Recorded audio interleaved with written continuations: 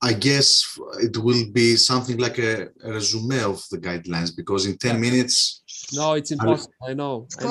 Alexandru, you told me that I have 10 minutes to discuss about the best of the best. Everybody knows a Greek can do in 10 minutes what a lot of other people would take 2 hours to do.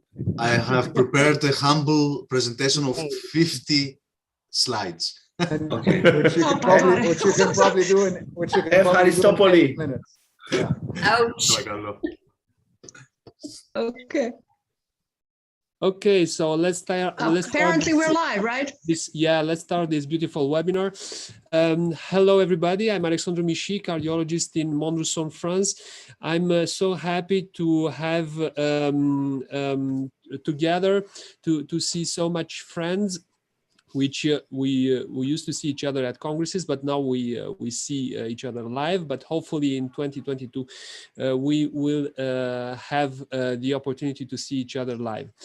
So we have prepared a very special webinar on the ESC updates and the best of ESC Congress. This webinar is presented by the Tele-Cardiology Working Group from the ISfTeH, the International Society for Telemedicine and E-Health, which has around 40,000 members. And without delaying further, I will give the word to the lovely Biljana PARAPID, and I will also invite you to follow our Twitter and Facebook accounts, the ISfTeH accounts, for the latest updates. Biljana, you have the word, please.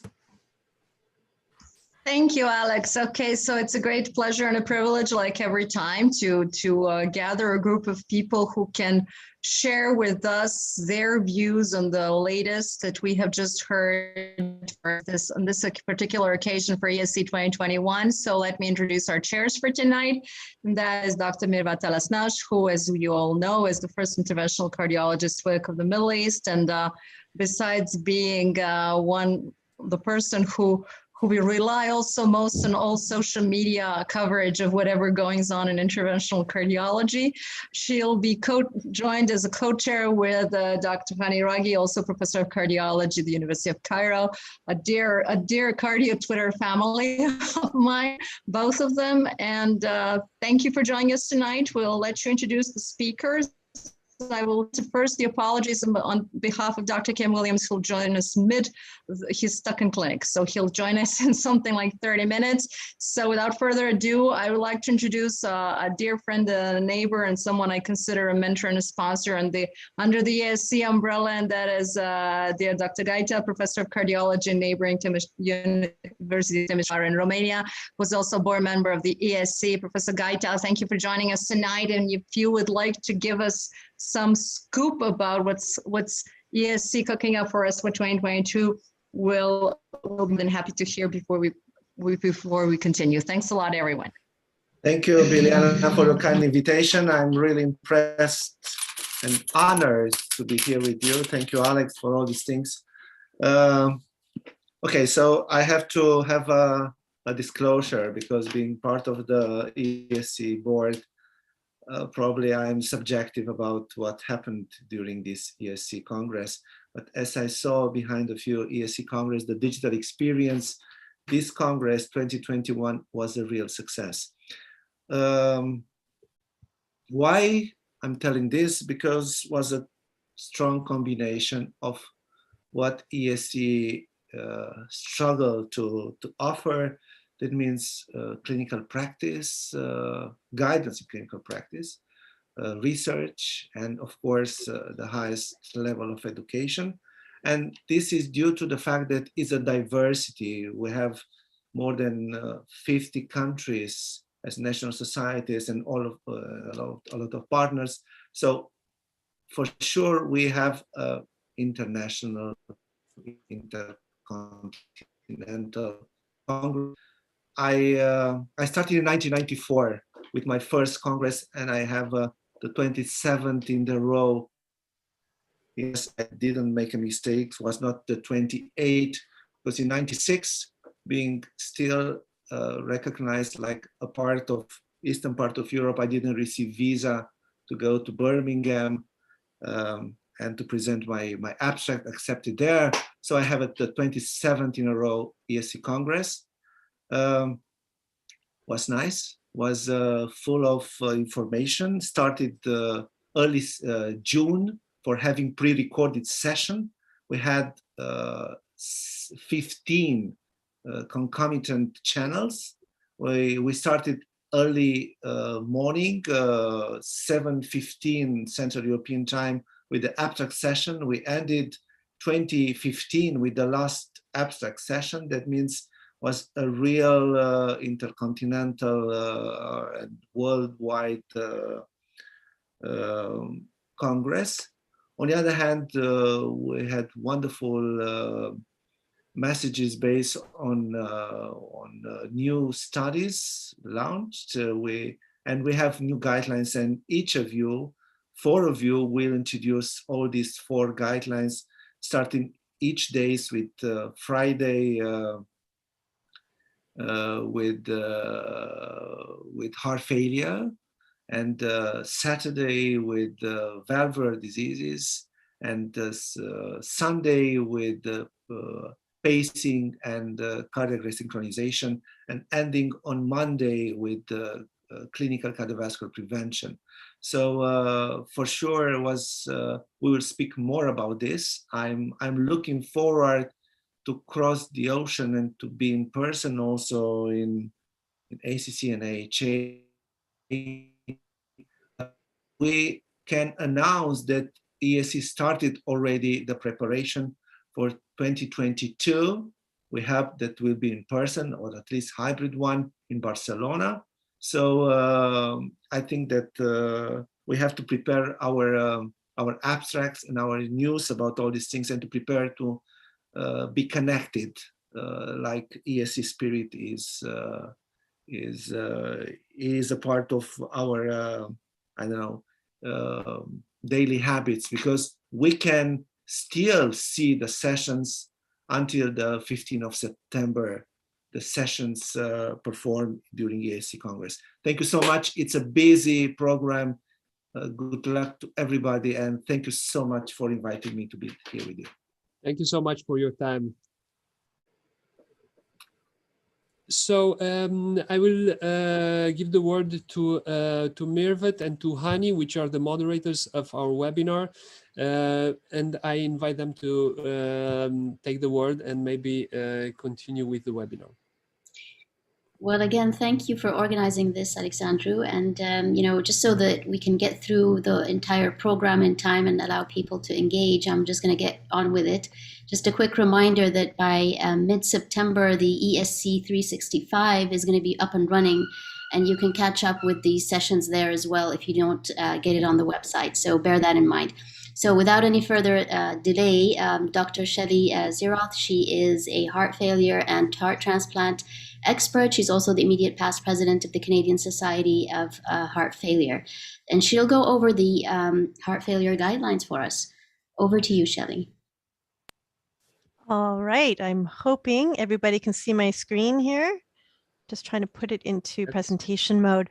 So first disclosure from me, I am not Professor Teresa McDonough and Professor Marco Metra, who deserve a round of applause for an extremely cohesive, well-written heart failure guidelines from the ESC group.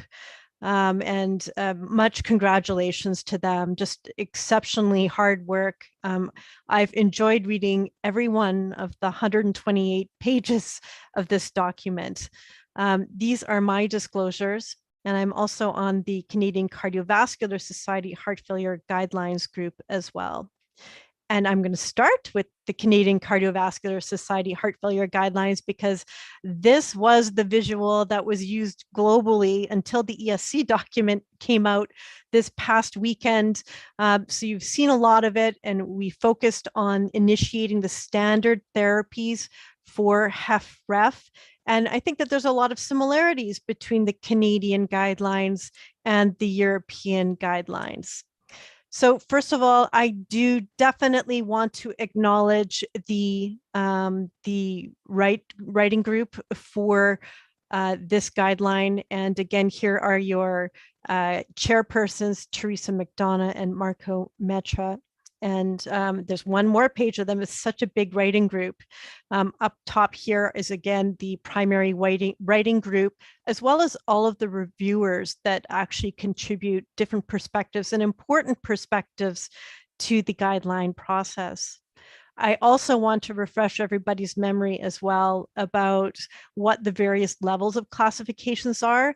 In order to be a recommendation, there has to be a 75% consensus, is my understanding, with the ESC group, which is probably one of the more rigorous degrees of agreement that's required.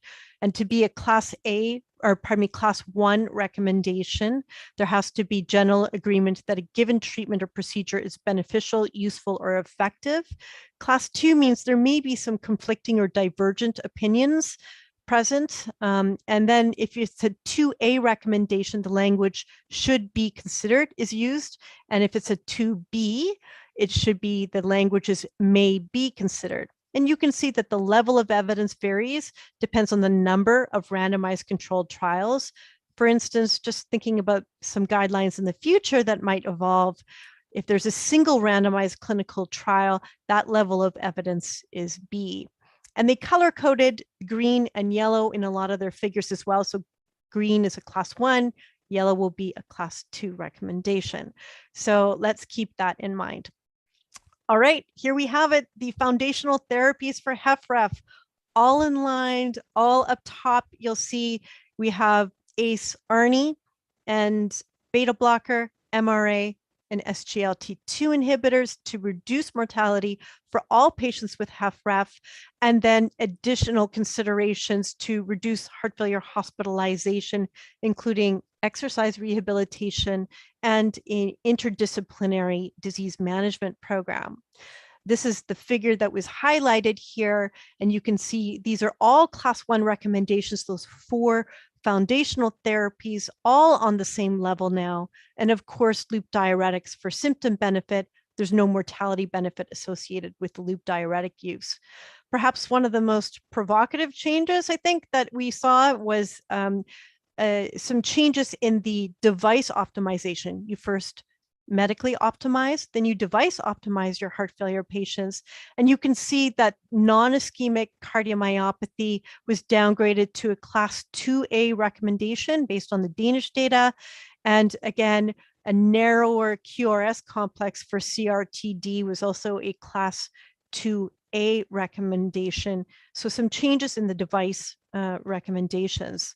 The big talk as well was the fact that SGLT2 inhibitors, specifically dapagliflozin and empagliflozin, received a strong class 1 indication.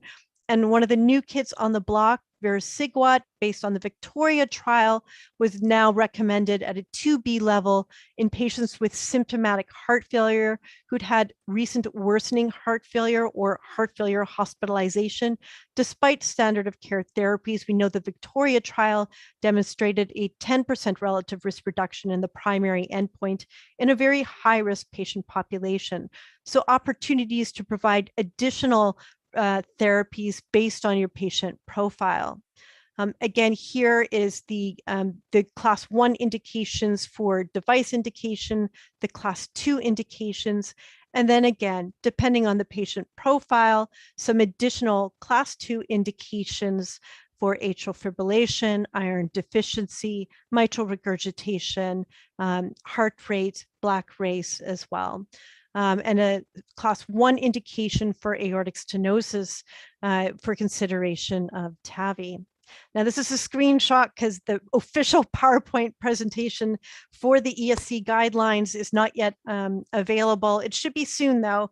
But this was a big, important, I think, aspect of it was the acknowledgement of heart failure with mildly reduced ejection fraction. Carolyn Lamb did an exquisite job going over the terminology changes for heart failure. And in fact, what they did is they removed the classification for mid-range ejection fraction and reclassified it as mildly reduced ejection fraction, and acknowledging that many of the drugs we use to treat HFrEF also seem to have a treatment benefit in patients with mildly reduced ejection fraction.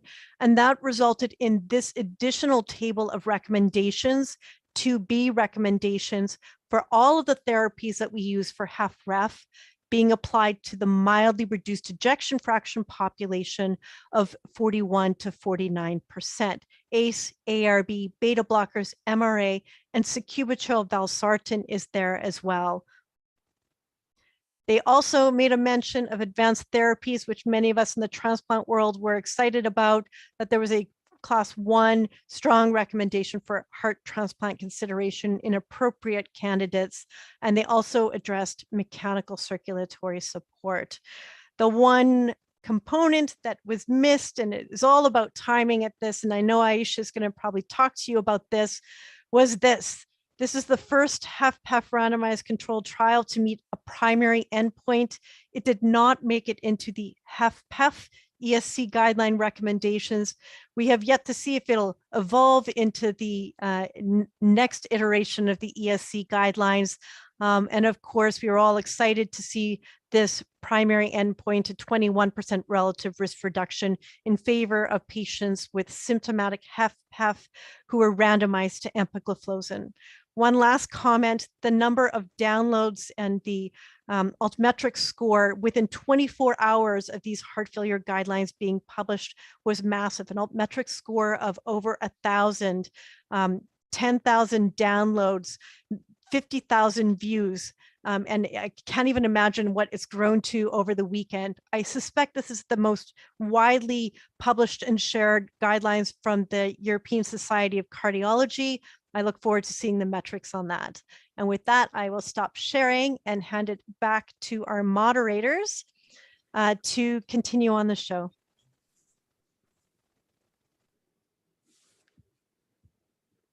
It was just wonderful, and I even have questions, but there will actually be a Q&A section for the questions at the end.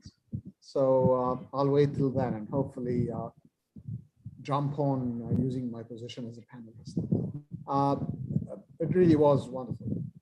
And, you know, it's unfair to ask you to give that much information in such a short time, but people should go now and have a good look at the guidelines. It now gives me a great pleasure to introduce the next speaker, Dr. Kostas Papadopoulos from Greece. And we were joking before we started, and we said that he's got the impossible task that only a Greek can do, of giving the new ESC valvular disease guidelines, which are monumental as well, in 10 minutes. So please, Dr. Papadopoulos. So good evening, everybody. I will try to be on time. And do you see my screen? Yes. Okay. In the next 10 minutes, we're going to talk about the new ESC guidelines for valvulopathies. And these are my disclosures. I will go directly to the subcategories of the valves, beginning with aortic regurgitation. What is new in these guidelines is that we don't want to leave the disease for long, and we don't need a lot dilated left ventricles. We shouldn't rely on end-diastolic diameter anymore, and that's why in the new guidelines you can see that we only use the end-systolic diameter of more than 50 millimeters. And they have merged these two indications from the previous guidelines in just one, with an indication of class 1, surgery to be recommended in asymptomatic patients with end systolic diameter more than 50 and ejection fraction less than 50%. If the ejection fraction is less than 55 and we have smaller ventricles, then we have a new indication of 2B to have surgery considered in these asymptomatic patients as well. For aortic valve repair, the indication has decreased from class 1 to class 2B, and only in the hands of really expert surgeons that can repair the aortic valve. And this is the new algorithm of the guidelines, where you can see that in aortic regurgitation, we should have patients with ejection fraction below 50% and end systolic diameter more than 50 in order to have indication of 1. In aortic stenosis patients, in symptomatic aortic stenosis cases, intervention is recommended when we have a high gradient through the aortic valve, and aortic valve area is also included in the algorithm. You can see that AVA should be less or equal to 1 centimeter square. And the new in these guidelines is that with an indication of 2A, we can proceed to intervention if we have asymptomatic patient with an ejection with dysfunction of the left ventricle and an ejection fraction of less than 55% without any other cause. And this is something new. If our patient is asymptomatic with a good ejection fraction of more than 55%, but a very high gradient of more than 5 meters per second, then we can proceed to intervention with an indication of 2A. And you can see here that the difference is that we shouldn't proceed very late to the intervention. The velocity doesn't have to go more than 5.5, that was in the previous guidelines. But if the mean gradient is more than 60, then we can proceed to intervention. In the meantime, we had a lot of trials for TAVI comparing to SAVR for high risk, intermediate risk, and low risk patients. We have long-term outcomes, 5-year follow-up of these patients. And the most important trials were Partner 3 for SAPIEN valve and Evolute low risk trial, which showed no difference of TAVI valves instead of surgical aortic valves. That's why in the new guidelines, with an indication of 1, we can now tell that surgical replacement is recommended in younger patients who have who are at low risk for surgery, meaning that if we have a patient of 75 years old with an STS score less than 4, then we can proceed to surgery. And here you can see that this guideline says if the patient is unsuitable for transfemoral TAVI. If the patient is suitable for transfemoral TAVI, then we can consider as a heart team to even to proceed with a different indication in TAVI, even in this group of patients. TAVI is recommended in patients over 75 years old, or those who have an STS score of more than 80% or are unsuitable for surgery.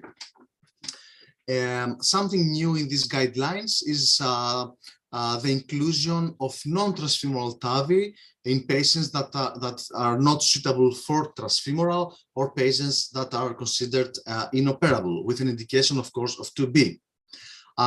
We have different clinical characteristics and anatomical factors that favor TAVI or SAVR. We will not analyze it in this presentation.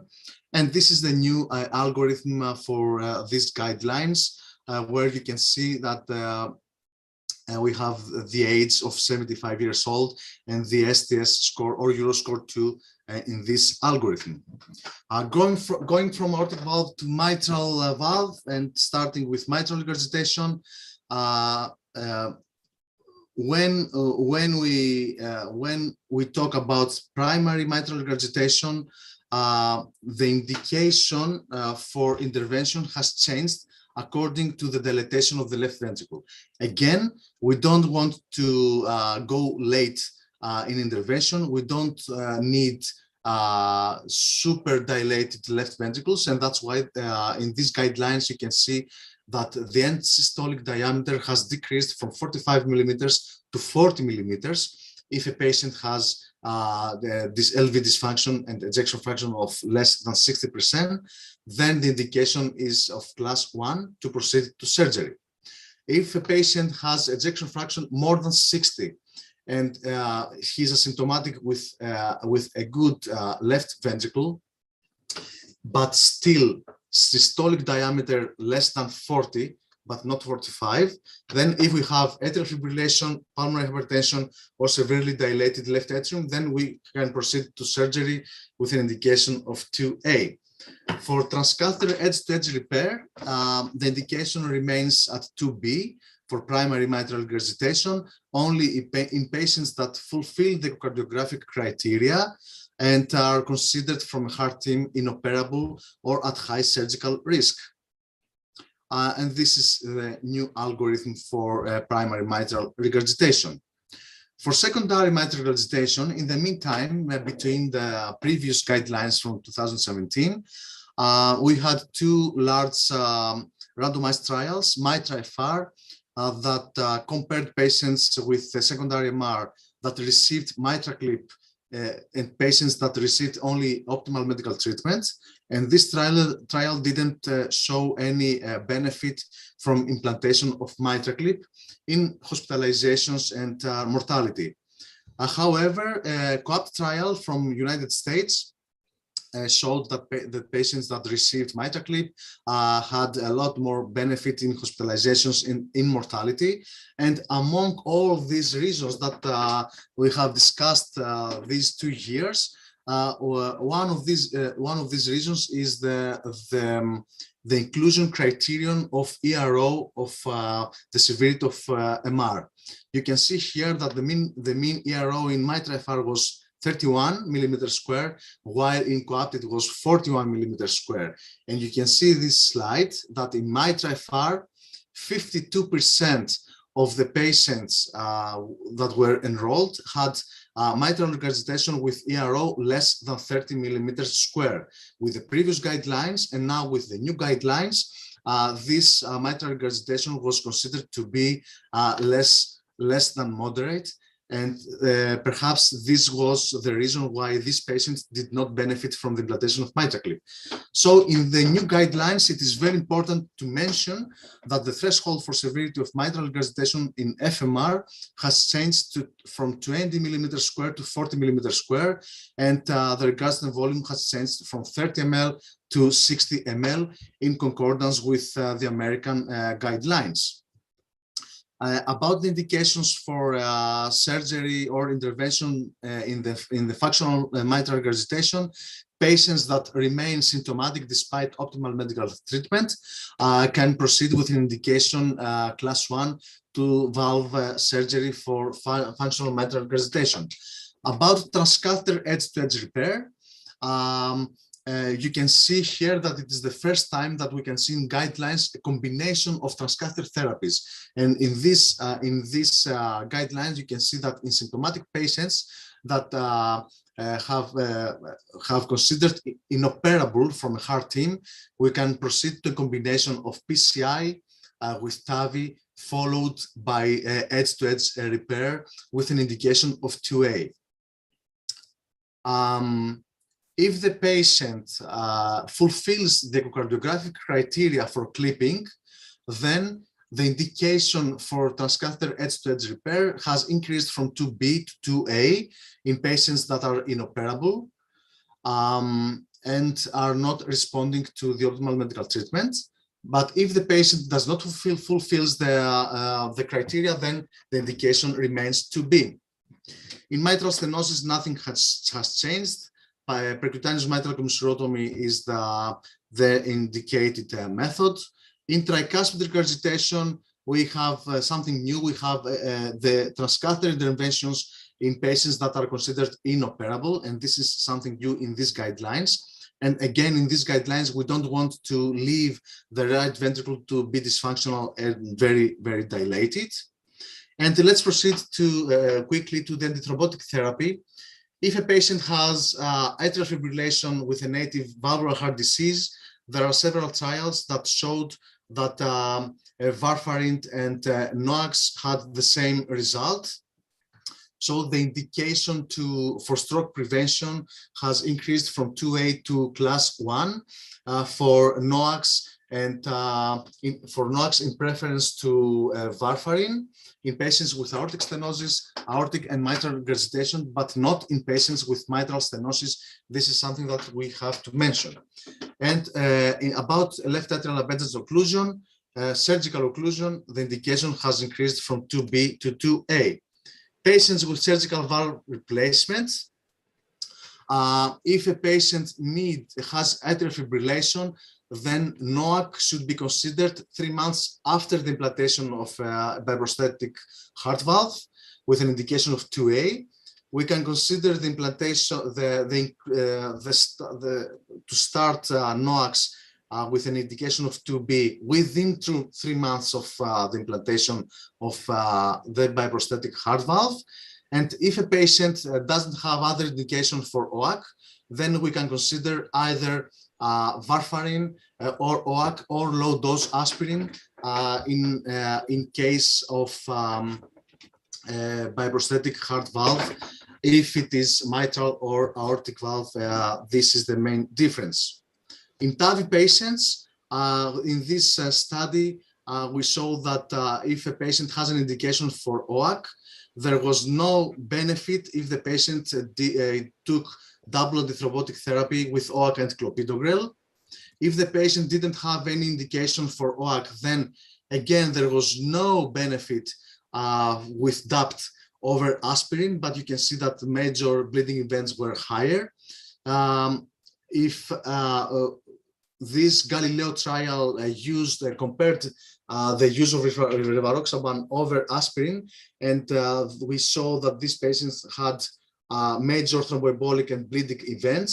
So in the new guidelines, routine use of OAC is contraindicated if the patient does not have any other indication. If a patient has an indication for lifelong OAC, then we should give only OAC. And if there is no indication for OAC, then the patient should take single antiplatelet therapy. In reduced leaflet motion, we should use rivaroxaban over aspirin, and this should be used until resolution of the high gradients of the TAVI valves. So this was an overview of these new guidelines of ESC 2021.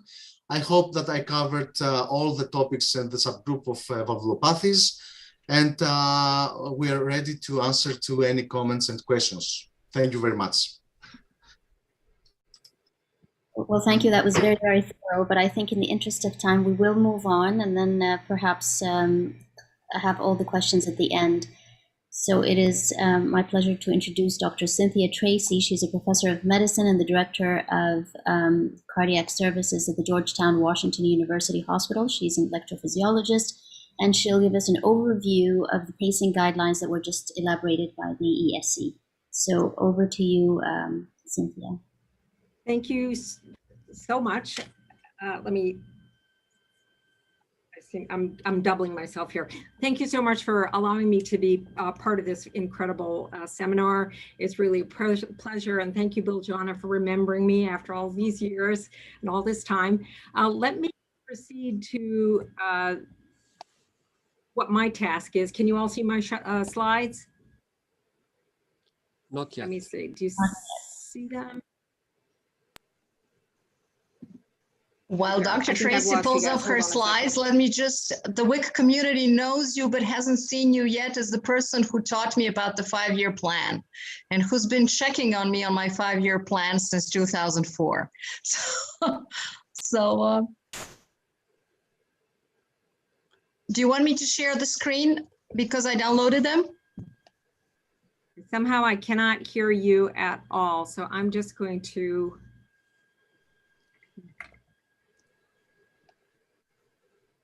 Okay, let's wait maybe a few seconds.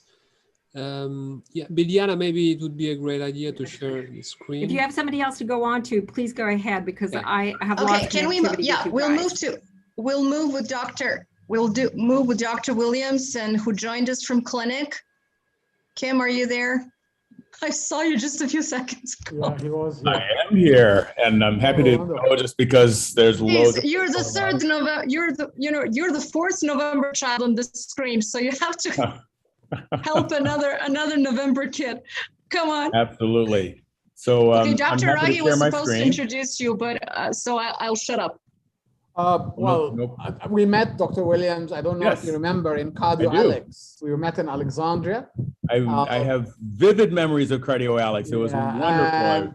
You know, Dr. Williams is now Chief Division of Cardiology in Rush University in Chicago, and he's the ex-president of the ACC, you know, the biggest cardiac society in the world. And a fantastic expert on prevention and on plant diets, from whom I personally learned a lot, and we're looking forward to the presentation tonight. Dr. Williams. Well, thank you very much. I really appreciate being asked to do this. It's always tough with ESC was wonderful when we could go. When we're not going, you have to work. And so it's a little tough time. And so I love Dr. PARAPID. I really appreciate your asking for me to try to summarize 111 pages in 5 to 10 minutes. So it is a challenge, and that's what course, friends are for. No absolutely. problem. And so my little give back would be that I'm actually going to talk about the things that interest me the most, because there's no way to do justice to the wonderful job going through it. There was so much, I learned a massive amount. I'm blaming that all on you, Dr. PARAPID, and I really appreciate it. So I'm really just going to give you my initial reactions. And if I were to say there are some amazing things in there that, we really haven't focused on in guidelines in the past, talking about individualizing goals. We always say, we want to meet the patient where they are, but do we really do that? And then the whole idea of stepwise approach, which is part of that. That is, you may have in your mind what you think you ought to do, but, go at it in a stepwise fashion so that you don't over control or drive patients away or have complications. One of the things that we haven't focused on enough in our prevention guidelines is the mental health and psychosocial interaction. We focus on them clinically, but we never get guideline guidance about where we should be going with this. Cost effectiveness is another section, and it's really a tough area. There are sidelights of, say that $50,000 to be sort of American and talking in dollars is a good cost effectiveness point. But I think a patient and their family would draw the line a little higher. Frailty is another discussion that is so important for so much of what we do, and I'll mention that again when we talk about blood pressure. Considering disease states, treating inflammatory conditions is something that we haven't done enough of in cardiology, and so we're heading in that direction. And then this data, this last bullet point, trying to do things for the population and for the planet that are going to reduce cardiovascular disease, including, doing a mobile screening, which, in the United States, we were thinking these are all just people out to make money. Well, that's true, unless you happen to be the person with the 7-centimeter abdominal aneurysm that gets picked up. And for that person, it's really wonderful. So it's just down, saying that these kinds of things can actually do some good. And I don't want to leave out the pollution control. It's something that particle size and pollution do end up with cardiovascular complications, and we really should be focusing on it more. Now, I'm going to spend a little more time talking about what I'm going to call opportunities. And, you could say that there are gaps, but, when the document is done that well, I wouldn't want to say that there's any gaps. It's just that my initial reaction is I would have liked to have seen blank, and these are the 7 things that I would have liked to have seen more. It talks about smoking, talks about secondhand smoke, but there's a burgeoning literature on third-hand smoke, which is also dangerous, and we probably should be including that whenever we talk about cigarettes. I'm going to talk a little bit more about the PREDIMED trial, because I think the conclusion would be that it's different than what everyone tends to talk about with PREDIMED in terms of what the optimum diet should be. I want to talk a little, I'm not going to talk about, other than mentioning it here, that there are a lot of things that guidelines have broached in an organized fashion that our patients are doing. And that is non-pharmacologic therapies for both lipids, and I'm talking everything from red yeast rice, which is in the guidelines, something that they don't recommend or agree with, but there are several randomized prospective trials for lipid lowering of things like goji berries and acai and bergamot and Brazil nuts, on and on and on. And it would be great to get some guidance and give guidance to clinicians. At some point, one of our guidelines is going to have to take that on. Similarly, there's data like that, randomized trials for blood pressure lowering. I think those are opportunities that that all of our guidelines should take advantage of in the future. I'll mention the concept of, which isn't new with ESC, but that is not normal.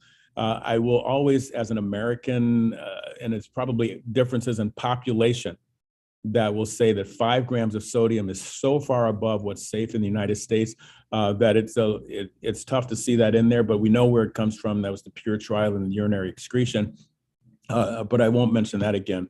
But then the newest guidelines in the blood pressure section really does give a lot more credence to office blood pressures. We were hoping that with our 2017 ACC/AHA publication that we got people to understand that there are so many of our patients who have difficulty with their home life, elder abuse, gangs and drugs and shootings in the neighborhoods, and they are much more comfortable at Rush than they are on the south side of Chicago, and the blood pressure can be 30 millimeters lower.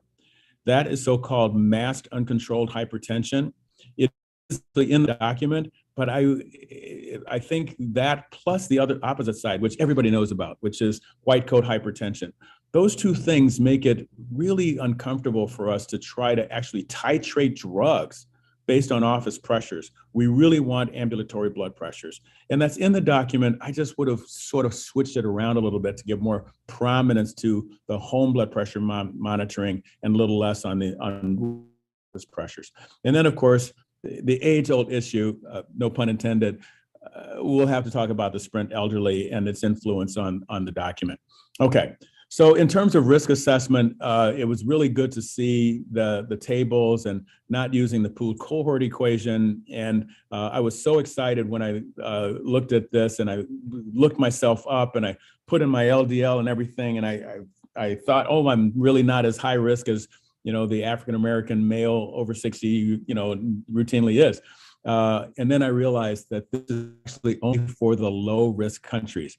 United States actually isn't listed, but I can't complain about that. You have ESC has a massive amount of American members, but United States isn't a member country, so fine, leave us out. But these tables, they look complicated, but they're actually not. They're actually pretty easy to use. So I really do appreciate the SCORE and SCORE2 a way of going at things, recognizing that as people increase with age, their risk goes up, and their 10-year risk can be measured, and you can actually, it's really actionable. You can tell people what it is that they should or shouldn't be doing based on their risk. I would say that it's nice to have graphics like this one that talk specifically about some of the things that go into the risk estimation that we may not have thought about in the past, the psychosocial stresses that we face in the United States in the inner city, ethnicity, and then the effect of imaging, and then underlying comorbidities. Those are all very important. And I'm hoping that everyone will continue. When we did our last set of prevention guidelines talking about risk assessment, we had these 14 little things that can have everything from chronic kidney disease to an elevated LP(a). There are things that will change that risk estimation, and the more we get those out into the purview of the clinician, the more accurate our risk assessment is going to be. Now, it's really important, I think, to try and dissect who's at high risk and who isn't, and this table is nice, easily digestible, and talks specifically about what the prevention goals should be, and changing lifestyles to fit folks' risk and their lifetime CVD risk. So again, I appreciate that. This was one of the, one of the best guidelines in terms of nutrition and alcohol recommendations. It looks like I've put the overlying graphic, which is probably more important. I'm really enthused about it because I'm always talking about the literature for plant-based nutrition, and this guideline would be the most plant-based discussion that we've had in guidelines. We've tried in the past but this one probably will be the most, quote, vegetarian, really saying more plant-based foods, less animal-based foods, and that is going to improve everyone. Cutting down on alcohol is important.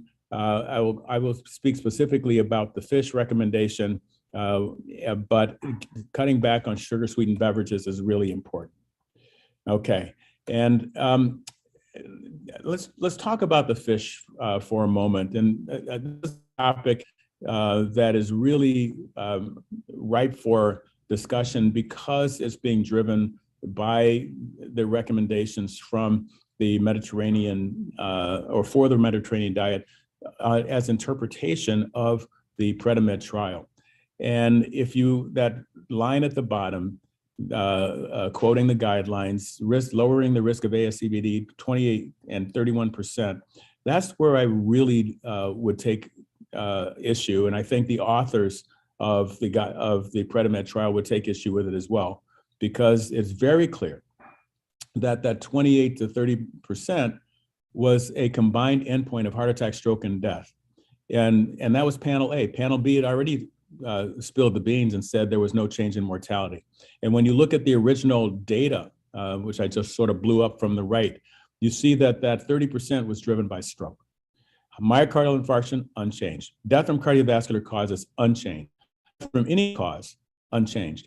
And so as a cardiology group, as opposed to a neurology group, I would say that we really don't have data to say that we should be doing, replacing red meat with fish, and saying that we're going to improve outcomes, cardiovascular outcomes.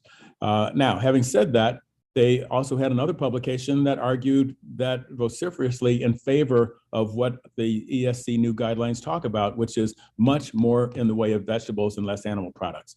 So the pro-vegetarian pattern analyzed in quintiles, the more vegetarian you were, it wasn't a zero mortality difference. It was a 42% reduction of mortality, quintile 5 versus quintile 1.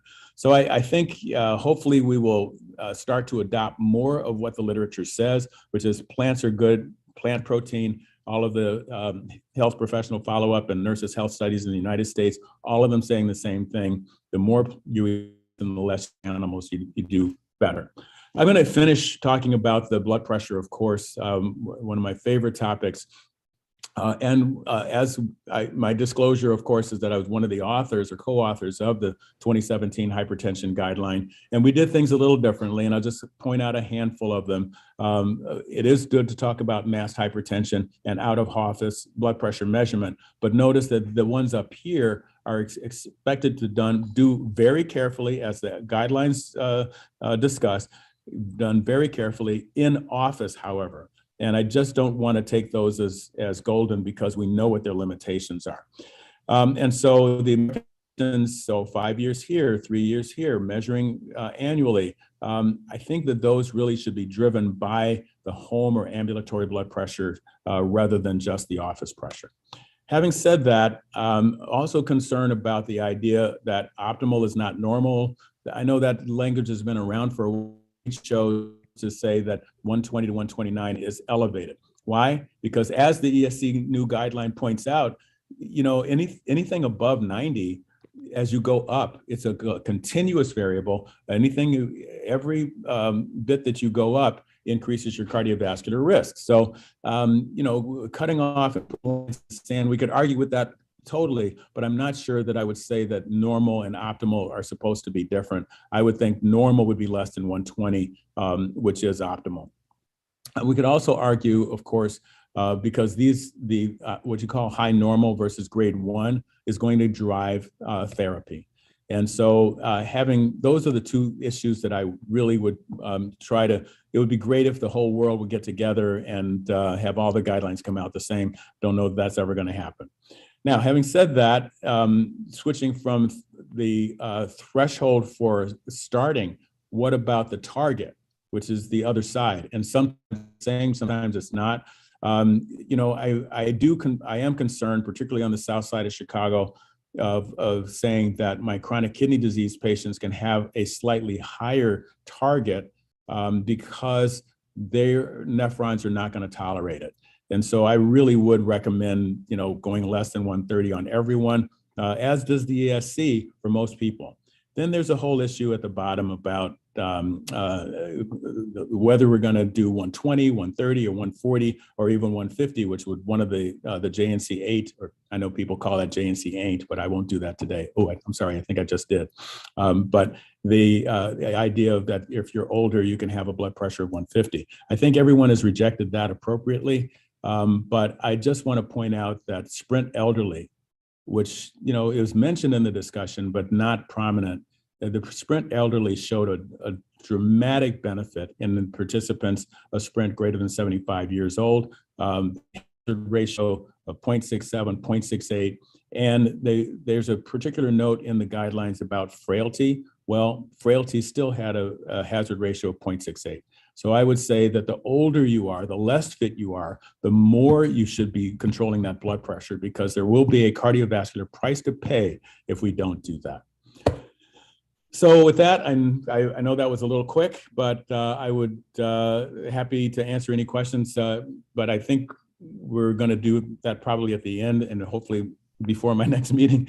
But I would think that to summarize, it's a wonderful document with loads of factual information that can help guide practice. And I'm hoping that over time we can solve these little seven issues that I have. And with that, I'll turn it back. Thank you. I still haven't learned to unmute myself every time I want to blab. Okay, so thank you again, Dr. Williams. It's a great pleasure to introduce Dr. Tracy. The screen shows my name because I shared last minute my link for but don't worry, it's the same person. So I'll be sharing my screen with Dr. Tracy's slides. Just to be safe here. And of course now why is he show all windows? Yes, thank you. Please show all windows. There are a gazillion of them, I know. Okay, here we are. Dr. Tracy, the floor is yours. Okay, fantastic. I apologize. I think we're being affected by the Ida hurricane here. So I'm having tremendous connectivity problems. I'm sitting in my office in Washington, D.C. So hi, everybody. It really is a pleasure. And thank you, Biljana, for even thinking of me for doing this. It's my pleasure to discuss with you guys today the 2021 ESC guidelines for pacing and cardiac resynchronization therapy. And kudos to all of the authors on this. I have no conflicts of interest for this presentation. Next slide, please. So this is a very important and very timely revision of the previous document from 2013. And what it's really done, it is the most patient-centric pacing guideline that I think I've ever seen. And it really brings into alignment the heart failure guidelines as well as the device guidelines. This is, I think, a tremendously important document. There's globally 1 million implantable cardiac devices annually. And this document is very comprehensive with a great detail of background information and all the thinking and this supplementary information that went into preparation of these guidelines. Next slide, please. Biljana, can you go? Thank you. So just to kind of lay out how the document is prepared, there are a total of 79 new recommendations, and don't worry, I'm not going to go over them all. There's also 8 changes in the recommendations from 2013 guidelines. Most of those, interestingly, are, while they're not new CRT guidelines, they're expanded and updated sections on CRT. I think there's some very important new sections that are introduced for the first time that have to do with conduction system pacing and leadless pacemakers, new developments that really weren't in play in 2013. New sections talking about the sex differences, both in terms of pacing selection, response in heart failure to pacing, the importance of ventricular size, chamber size in response to CRT. I think in line with this very patient-centric approach to the guideline, there's a great deal of information on pacing selection, strategies for determining underlying substrates, looking at specific conditions, and again, always focusing on the patient, looking at perioperative management, perioperative anticoagulations. Very, very lovely document that I think is not only giving important information, but very practical information. Next slide, please. This little figure really demonstrates what the different areas of concentration are. We know that the TAVI has really become something that's important with expanding implications and expanding usage. And as many of us in practice know, that patients do end up post-TAVI with heart block. For the first time, we are seeing not too much about the specific indications for His bundle or conduction system pacing, but more in this document concentrating on choices, follow-up, management of the non-traditional resynchronization type of therapies. And again, the indications for CRT updated and information about the leadless pacemakers. Next slide, please. So very, very incorporated in here, just to try to look at some of the sections that I thought were particularly important.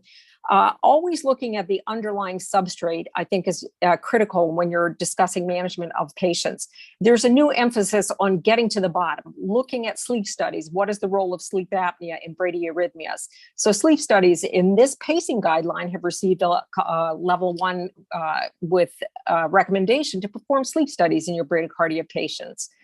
Our old buddy, the EP study for suspected heart block, is mentioned with a 2A, which is something that I think a lot of us don't consider doing EP studies anymore. Interestingly, this morning I did a tilt test, which is something that I typically don't do, but looking at the tilt test for neurally mediated syncope and really distinguishing within the neurally mediated syncope, who are the malignant ones? Who are the patients that are most likely to benefit from having an implanted device? Important emphasis on the role of genetic testing in certain populations, I think, is critical to define laminopathies and other underlying genetic problems that may develop as conduction block, but then progress to dysfunction, and it may affect deeply your choice of device at the time that you make the diagnosis. So the indication of genetic testing, 2A, level of evidence C, is mentioned again in these guidelines. We've heard already that there are several indications for CRT and heart failure that have been modified to align with ESC heart failure guidelines task force. Overall, there's just been some appropriate downsizing, shall we say, based on the clinical data to bring into alignment the recommendations. They remain the same: left bundle branch block, long QRS restoration, mention of different conduction system diseases. No major changes in who should get a CRT, just fine tuning of the level of evidence and the specific strength of the recommendation. As I mentioned, in line with the changing practices in valvular heart disease, there's an entirely new section on post-pacing, on pacing of patients who develop heart block after TAVI.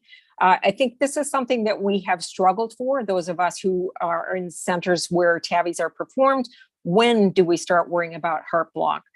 So a level of evidence, class 1 indication for pacemaker implantation or appropriate device implantation if heart block is seen post-TAVI 24 to 48 hours. I think this is very practical. There have been a number of studies looking at what particular type of TAVI leads to heart block, but it's always been a little bit of a struggle knowing what time should I be more concerned about the heart block, at what point shall I place that implantable device. I think another patient-centric approach is looking at the timing and recommendation for epicardial lead placement, recommending epicardial lead placement in patients who have had tricuspid valve surgery, looking at placement of epicardial leads in patients who would have other complicating features to their postoperative management that would make the epicardial lead preferable than to rather return later and implant a transvenous device. So very practical surgical data, important for patient management. Next slide.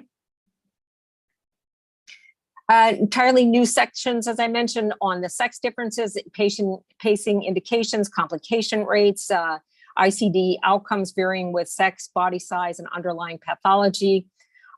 growing, and then I think an important area that really has caught fire over the last few years is the growing area of research and clinical interest in alternate sites of providing resynchronization therapy or conduction system pacing. There is mention here of the various types of conduction system pacing: His bundle, parahissian, left bundle branch block pacing. They're introduced and their potential to achieve a more physiologic pacing outcome is discussed, giving a 2A level of evidence B indication for these types of pacing without specifically going into all of the granular details. I think what's important is that it is being recognized. I think that's critical to really even bring this up as a possibility. The ESC guidelines are coming across more in terms of saying this is your potential backup if standard CRT coronary sinus pacing cannot be achieved. So I think these are the critical changes in terms of the conduction system pacing, and also delving into, well, once you've done this, how are you going to monitor it? So talking about the importance of having the patient come back for ongoing monitoring, make sure that you are continuing to have the conduction system pacing that you started out with. So those specifics on monitoring are given a class 1 indication. Next slide. Patient-centric all the way through. There's a very strong emphasis on the decision-making process and the involvement in the patient in the shared decision-making piece of things. Is a device required? How do I know a device is required? What are my alternatives to this? What is the best diagnostic tools to evaluate the patient ahead of time? A level of class 1 indication for various types of imaging to be performed to understand what the underlying structural heart disease is. Again, the genetic testing in certain specified patient populations, and really bringing into the forefront, get the labs, figure it out. Is there hypothyroid that is contributing to this? I think another important diagnostic tool that's being emphasized is the types of monitoring. How long should you monitor the patient ahead of making a decision? What should you use? Do you place a external patch on the patient? Do you implant a loop recorder? I think it's very nice that we have a class 1 indication for a loop recorder in patients who are having infrequent symptoms. So I think that's a very helpful practical impact of this, giving clinicians a real decision-making tool for who should be monitored and how should they be monitored. Next slide. Again, specific recommendations on how to make our procedures safer. Preoperative administration of antibiotics was given, I believe it was a class 1 indication. There's been debate back and forth. Do we need to give pre-op antibiotics? Is it really necessary, or is it hocus pocus? Well, yeah, it's necessary. Talking about the very specific types of preparation, the chlorhexidine prep. I mean, many of these things seem to be, to us who do these procedures, we take it for granted, but to have this codified and to have the data reviewed and say, yes, this really does matter, this is what you should do. I think that's very helpful and will help standardize it and improve the safety of the procedure in multiple different sites across Europe and across the world. For the first time, I think it's the first time the antibiotic eluting envelope is incorporated into the guidelines, given a class 2B recommendation when appropriate. So that would be reoperative patients, patients at high risk, patients who are debilitated, renal failure, that type of thing. So again, that's important, very practical information. And it may seem very straightforward, but pocket irrigation to remove any type of debris or materials that might have collected during the operative procedure is recommended strongly. Next slide, please. Specific follow-up information is given, recognizing that there is very increased call for MRI, discussion of device management around that time, helpful practical information, flow charts for treating patients who are undergoing radiation therapy. I think that's critical too. That comes up not infrequently, particularly if you're in a center that is providing oncology care. It's not uncommon for a woman who has a pacemaker in place to develop breast cancer and needing to make that type of decision. Do you move it? How do you handle the radiation that's being delivered to the area? Again, there are very specific recommendations of remote monitoring, emphasizing that it is important for defining problems early and helping keeping patients out of trouble. So a remote monitoring class 1 indication, very helpful, probably for institutions to use that as justification for developing their device clinics. Next slide, please. You can go ahead, Biljana. I don't know if I hope I haven't lost you again. So I have given you guys the 20,000 foot overview. For all the details, you're just absolutely going to have to read it yourself. It is a wonderfully prepared document, lots of food for thought for those of us who are currently working on revisions of documents here in the US, and extremely professionally and thoughtfully done as usual. Thank you very much for involving me in the review of this document. Okay, we're rushing now. Thanks again, Dr. Tracy. It's been a real pleasure. We're rushing now to Dr. Rafael Vidal-Perez, who's editorial board member of Jack Case Reports, also ESC Digital Guru. So we just want you to give us a quick scoop, the quickest possible. Thanks, I'll shut up. Thank you so much for the kind presentation. I will go fast.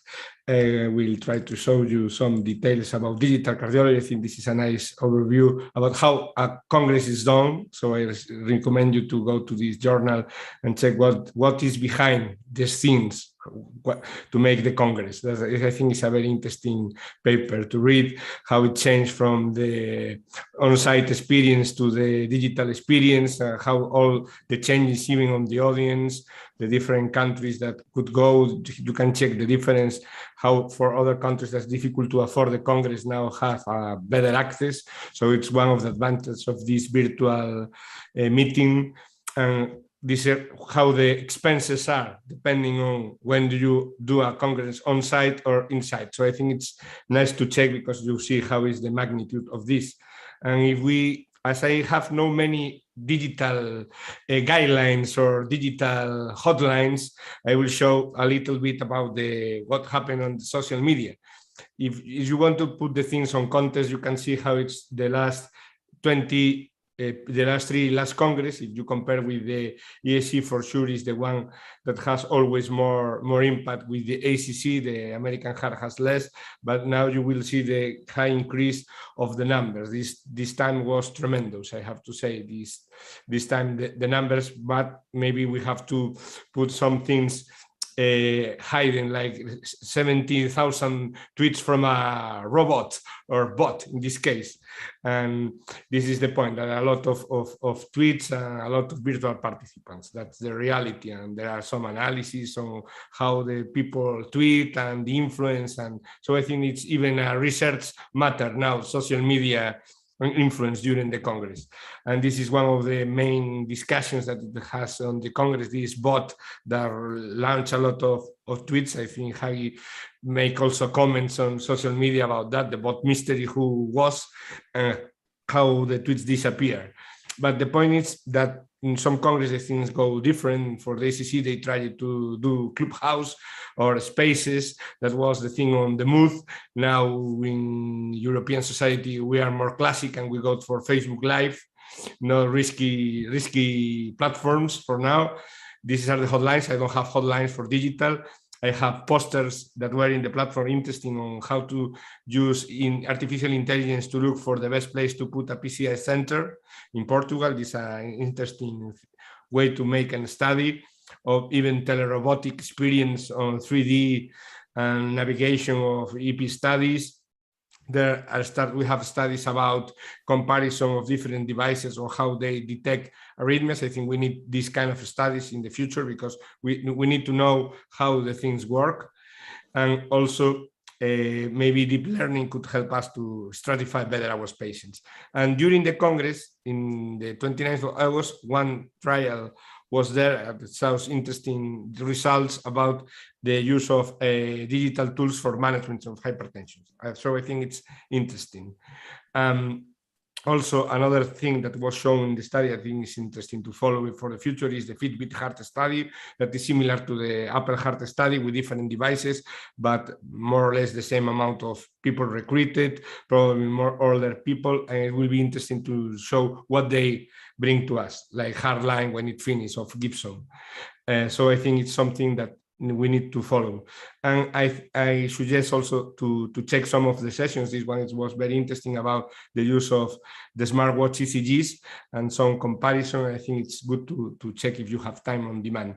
And the last but not least, this is a nice overview of a session about the use of electronics on CPR and cardiac arrest, and also the use of drones for rescue. So I think it's now the near future, but it's here, and you can show that there is a benefit of using technology for other things. And only to end, as I am working as social media editor for the European Journal of Digital Health, I invite you to, if you have any from digital, please submit there. Thanks a lot, and thanks for your attention. Thank you so much. And now we finalize with LBCTs, and Aisha is going to promise us, as she's also a WIC member of the ISfTeH, that she's going to keep it short. Thank you, Biljana. I'll try to speak as fast as I can, maybe faster than Raphael.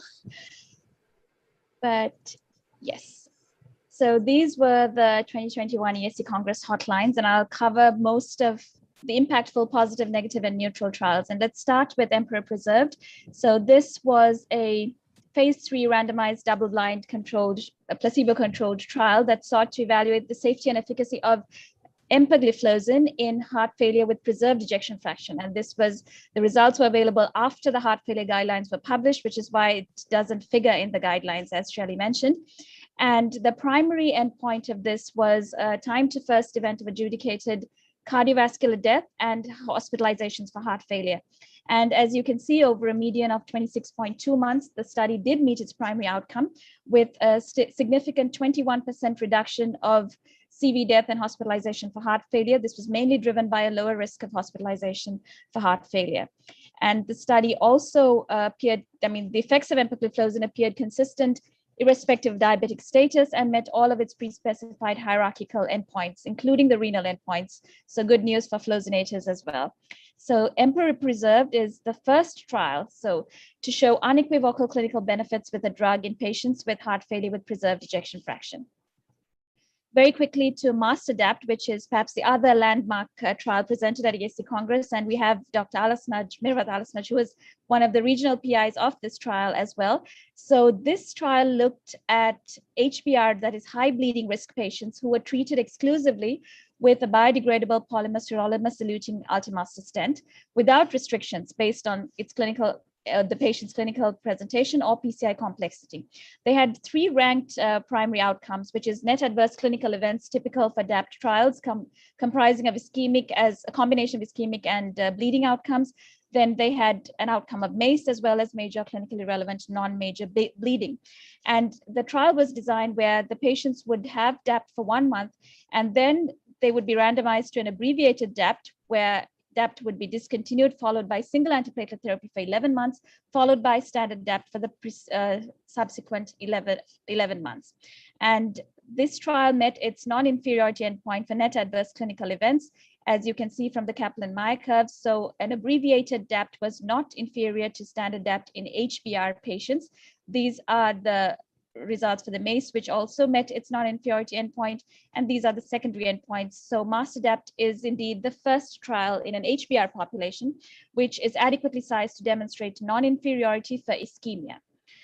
And the next is a prevention trial, which is SAS, probably one of the sassiest prevention trials, where it was a very elegant, pragmatic trial where they substituted sodium chloride 75% with 25% of potassium chloride and randomized patients in 600 villages in China to receive either salt substitute or regular salt.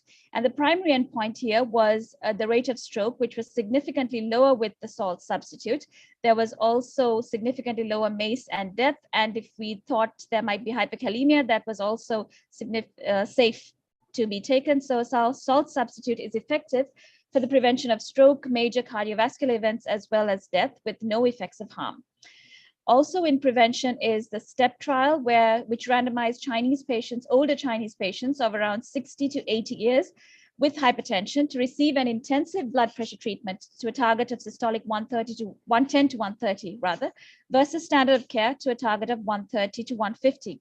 The primary outcome here was a composite of ischemic outcomes, including death. And this was met with a 26% reduction with the intensive treatment arm, showing that in older patients with hypertension, perhaps intensive treatment with a systolic BP target of 110 to 130 resulted in lower incidence of cardiovascular events, and these benefits were across subgroups as well. Then IMI is the trial of influenza vaccination after MI. This was an investigator-initiated multi-center trial which randomized post-MI or high-risk stable coronary artery disease patients to either receive the influenza vaccine in hospital or placebo. And this trial also met its primary endpoint, where influenza vaccine resulted in significantly lower composite of all-cause death, MI, or stent thrombosis. Also, there was lower all-cause death and CV death, but not a reduction in MIs, and it was well tolerated and safe. ACST2 was a trial that compared carotid endarterectomy with carotid artery stenting in asymptomatic patients with severe stenosis thought to require intervention. This was also a neutral trial where they found that serious complications were similarly uncommon if competent operators performed both procedures, and the long-term effects of these on fatal or disabling stroke were comparable. So that was a neutral trial. An important trial that failed to meet its primary endpoint is the Tomahawk trial, which randomly assigned 554 patients who were successfully resuscitated out of hospital cardiac arrest of possible coronary origin without ST segment elevation. These patients were randomized to either undergo an immediate angiography or delayed angiography following intensive care assessment. And the primary endpoint here was death from any cause at 30 days. As you can see, it was not met, as you can see from these Kaplan-Meier curves, and these results are consistent to an extent with the COACT trial. Ripcord was another negative or neutral trial, so to speak, where they randomized patients to either receive angiography alone or angiography and FFR of all lesions that were more than 30% luminal diameter. So this was not intermediate lesions. That is an important distinction to be made between Ripcord 2 and other trials such as FAME. And their primary endpoint was one of total hospital cost and quality of life, neither of which were met. And therefore, the study concluded that the routine FFR measurement at time of angiography is cost neutral and not associated with improved quality of life or angina status.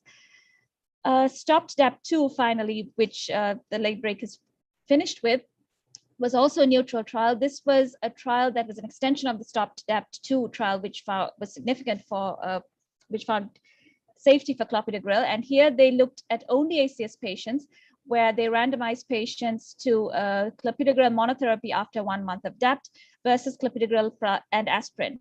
And the primary endpoint was, once again, similarly a NACE, net adverse clinical events endpoint, which was a composite of ischemic and bleeding endpoints. And this trial did not, the 1 month DAPT did not meet the non-inferiority criteria, so it was a negative trial.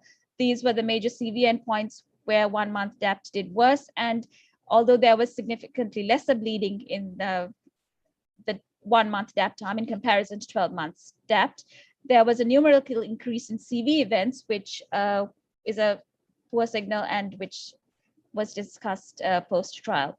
There was some arrhythmia trials as well. Very quickly, the APAF CRT trial showed that AV junctional ablation and CRT was superior to drug therapy in reducing mortality in patients with permanent AF and a narrow QRS who are hospitalized for heart failure.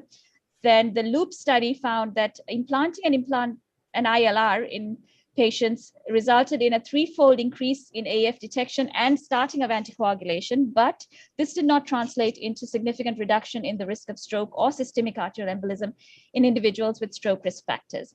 And of course, finally, the Amulet ID trial found that the Amulet left atrial LA occluder was not inferior for safety and effectiveness of stroke prevention for non-valvular AF patients compared with the Watchman device, and superior for LA occlusion.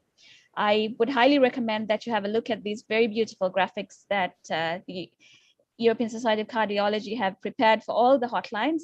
And with that, I'll stop. I hope I've spoken fast enough and finished fast enough. Thank you for your attention. You're my hero. Okay, I will turn it over to Dr. Ragy I would just like to say one sentence that says, I am a very proud reviewer of abstracts for women's health and cardio-obstetrics and pregnancy and cardiovascular disease for the past 3 years. And the thing is that I have seen a very decent increase, both in abstracts that were submitted and the research that was presented that was more targeted to women's health and sex-specific research.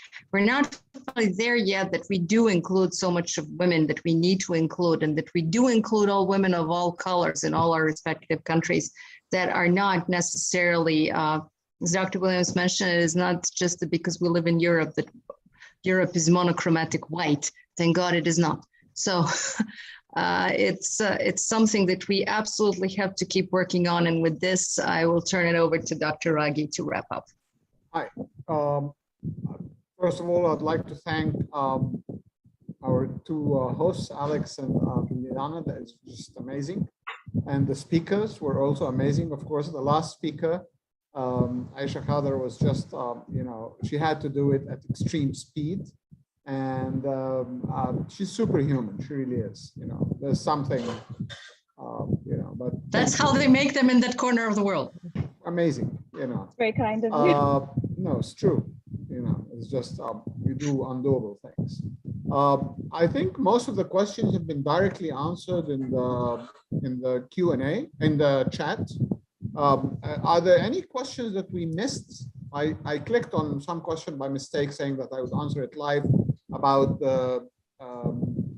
that study, but I think it already got answered during the presentation. Yes. So we were pretty clear. So if there are there any burning questions? Are there any questions I've missed? Are there any questions? So if I may ask Dr. Ragy, I just have a couple of questions. One would be to Dr. Williams and one to Dr. Tracy. So, the guidelines did discuss using, for a change, they gave us a little direction about pacing and monitoring patients post-TAVR, because that was always an issue. So if you could kindly just give us a little brief on that. And then for Dr. Williams, his thoughts on calcium scoring, to guide preventive therapies. And I'll stop here because I know we don't have much time. Okay, I'll try to talk fast on this. So the monitoring, there is often a transient heart block that can occur during the TAVI. That tends to be an acknowledged thing that can happen.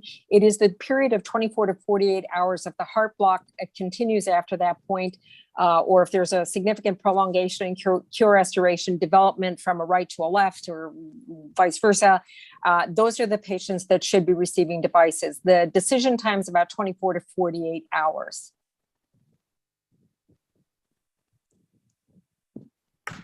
I don't know if Dr. Williams is with us about calcium. I think that, he's there. You're muted, Dr. Williams. Really, trying to unmute is not easy, but I pushed the button several times. So unmuted now? Yes, we can hear you. Okay, so yes, I really heavily come down on the side of using calcium storing, and the guideline does talk about imaging specifically to improve your risk assessment. I kind of would differ with the wording again. I mean, yes, when you're doing the imaging, you are doing a test that correlates with risk, but you're also diagnosing disease. And so comparing someone to a pooled cohort or a score versus actually measuring whether they have calcified plaque, it's just another level of care that you're providing. It's actually been shown that it changes physician behavior, it changes patient behavior to actually see this and know this.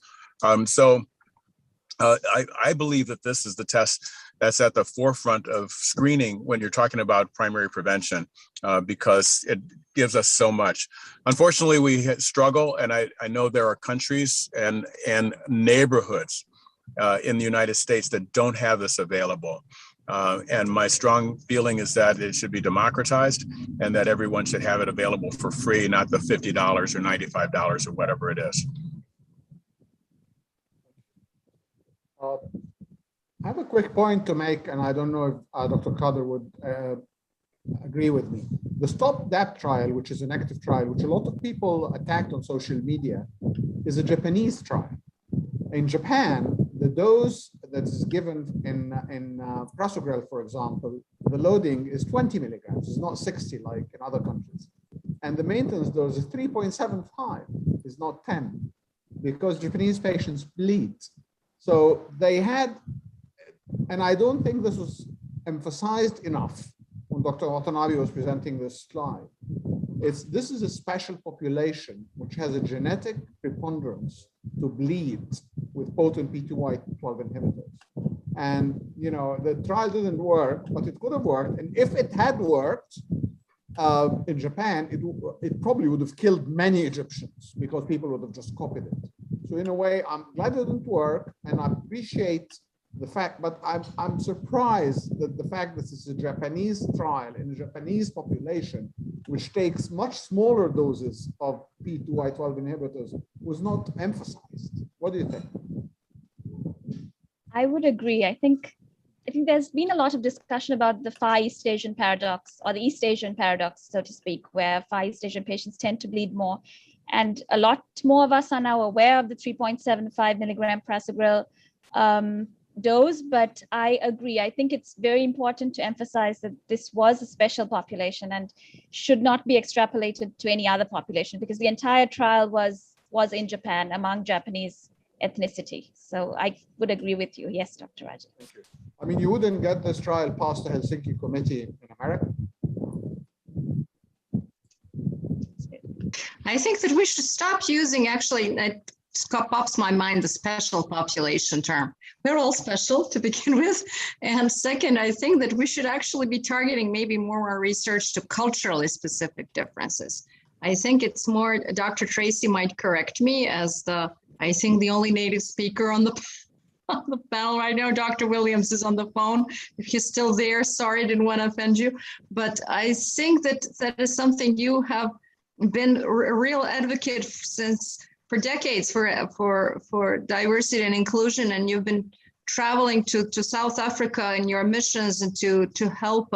The fact that you don't have a profile on social media except for a very shy Instagram profile, that's something that we've been trying with Dr. Mischie and a group of all of us who are involved heavily with social media team of the ESCs to show that tweets are one thing, the impressions are one thing, and the other things are the people in the trenches and on the ground. And that was actually one of my key reasons why I had to have you tonight. I'm tremendously humbled that you did find the time for us to take in consideration of your choice, because I know how many months also during the year you spend in Peace Corps-like initiatives. So, well, Biljana, it is my pleasure to be here. It truly is. I love seeing you. I wish it was in person. I'd give you a big hug. But absolutely, inclusivity is my thing, and both in my work with the Indigenous people and with the underprivileged, and as the head of the ethics committee, and as one of the leader in the race committee of GW. I mean, inclusion, equality. That really is, I think, where we are really going to gain our strength, is to bring people onto an equivalent ground with one another. In medicine and in life. And yeah. With that, I think that sorry, please. I just wanted to say one little comment about the Stop DAPT to ACS trial, just so that we're a little fair to the trial. Granted, it was in a very specific population, the Japanese population, but when you look at it in comparison to the Stop DAPT1 and Stop DAPT2, the results were very different, even in the same population. And the main difference and the main driver of results here was that this was an ACS population. So it was an acute coronary syndrome as opposed to the others where it was primarily stable disease. Much fewer were acute coronary syndrome. So basically we need to take caution when we abbreviate DAPT in ACS. So just so that message comes across clearly. And again, thank you for the diversity, Alex. You can see it here on the panel, all sorts, men, women, and so on. Kudos to you for this fantastic faculty, and thank you for having me. Is there any time for a very short question to Dr. Papadopoulos? Always. Okay. If I can call you Kostas. Kostas, Yes, of course. Kostas, we had the ESC drop a bomb, which is the binary 75 years. Surgery above 75 years, TAV or TAVR, okay? And I bet that everybody from the interventional cardiology community is gonna break this guideline because TAVI is crawling to swallow TAVR completely. I claim this. So what do you think? Do you think that the ESC is that in Europe, where we should be applying those rules, are gonna be doing surgical valve replacement for patients younger than 75, because in many European countries, they still have at least 20 years to live. They're young. Or will the interventional cardiologist just do everybody, 65-year-olds, 70-year-olds, TAVI, and come up with sort of patient preference or any of those excuses?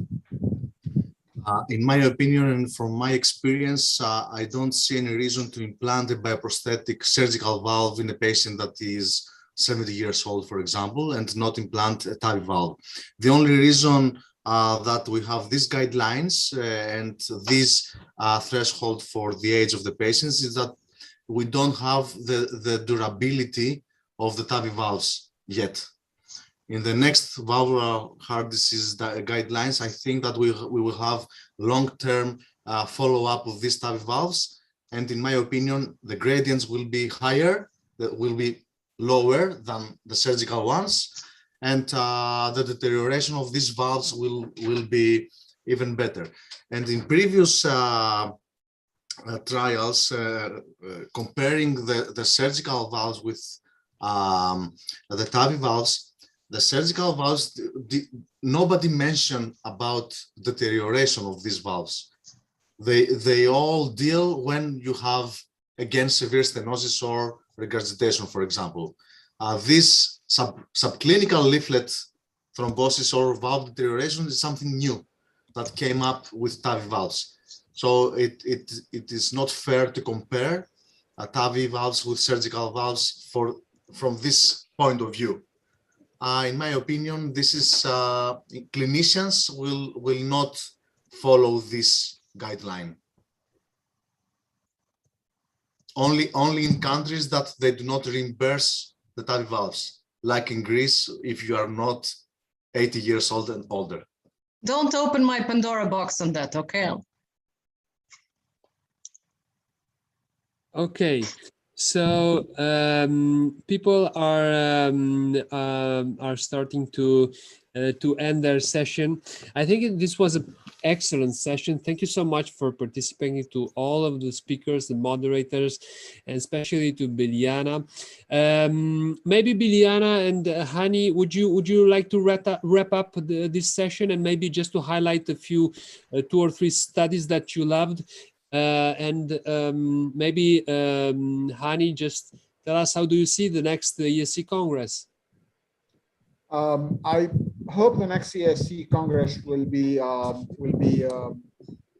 hybrid in a real way, but of course, with the way the COVID-19 is moving, and with the way the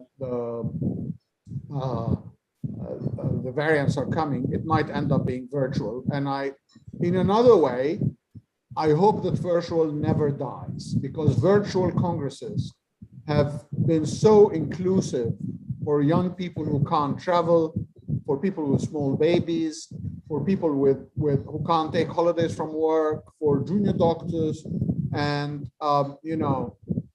they should stay. So the virtual part of the Congress should stay, and we should not lose it now that we have it. We got it because of a virus, but it should stay because it's good. That's the silver lining. Yeah. And we did not mention today some very important part of this Congress, which was the COVID-19 trials.